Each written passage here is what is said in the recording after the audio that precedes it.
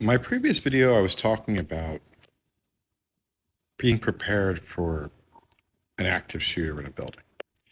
And I spoke about knowing the various different scenarios that your children are going to be existing in and asking to know what the plans are and seeing if you can, make any improvements because, again, it's the defense of your child.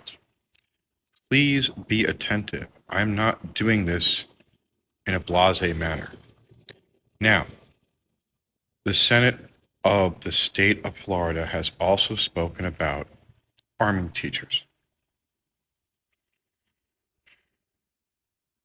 And as a former educator and as someone who's going back into the classroom, I cannot tell you of a worse idea. Teachers are normal human beings, which means there are some teachers that are just barely holding on to reality, and you want to give them a gun and put them in a room with children. Or you have teachers that are absent-minded. You want to give them a gun and have them leave it wherever because they put it down with children. Or the reality part is that there's gunplay in a building, and a person who does not fire their weapon very often is now firing a gun at a bad guy, and it's usually men, exclusively men, and doesn't hit the bad guy, but, fires through the walls and hits children in the other room. How are we going to handle the friendly fire that's going to transpire in a classroom? Because as the assailant comes in with a weapon and you're returning fire and you have not been fired upon, more than likely, most of us have not experienced combat.